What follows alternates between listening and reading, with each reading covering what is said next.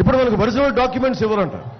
బిడ్డలకి మీరు పెళ్లిళ్ళు చేసి కట్నాలకి వచ్చే వాళ్ళకి మీరు ఆడబిడ్డలకి పసుపు కుంకాల కింద మీరు ఏమి ఇస్తారు? జెరాక్స్ పేపర్లు ఇస్తారా? జెరాక్స్ పేపర్లు ఇస్తే వాళ్ళు ఒప్పుకుంటారా? నమ్ముతారా? సోషల్ స్ట్రక్చర్ కూడా పాడైపోతుంది. ఇప్పుడు జగన్ ఏదైనా నిజంగా నిజాయితీ పరుడు అనుకుంటే ప్రతి ఆస్తిని తనఖా పెట్టాడు. 25,000 కోట్ల రూపాయల ఆస్తుల్ని ఒక్క వైజాగ్లోనే 25,000 కోట్ల రూపాయల ప్రభుత్వ ఆస్తులను తనఖా పెట్టాడు ఒక్క విశాఖపట్నంలోనే. నేను రాష్ట్రం అంతా చెప్పట్లా. నిన్ను ఎలా నమ్ముతావు? నిన్ను కేంద్ర ప్రభుత్వం ముసాయిదా పంపించింది.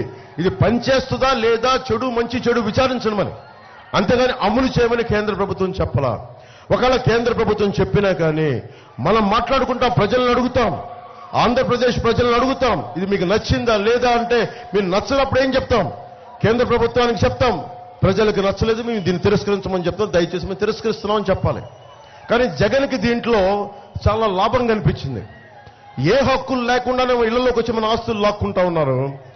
దొంగ చేతికి తాళాలు ఇచ్చినట్టు అవుద్ది. మనం కూర్చోబెట్టి మీరు ల్యాండ్ టైటిలింగ్ యాక్ట్ మనం ఒప్పుకుంటే లాయర్లకే సంబంధం లేదంట. ఏదో మీ ఇల్లుని ఏమన్నా కబ్జా పెడితే పోలీస్ స్టేషన్కి వెళ్ళి నెక్స్ట్ వెళ్ళి గవర్నమెంట్ ఆఫీసర్ దగ్గరికి వెళ్ళాలంట.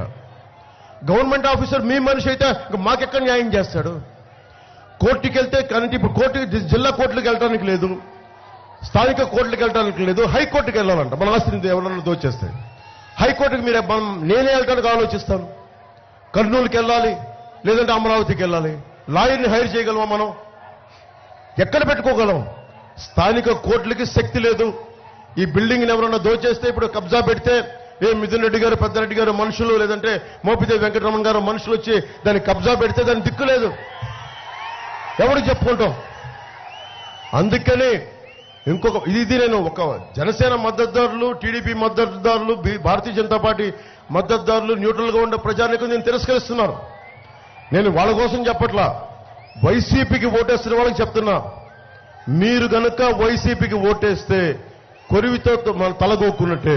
మీ ఆస్తుల్ని మీరే గాల్లో దీపం పెట్టినట్టే. మీ ఆస్తుల్ని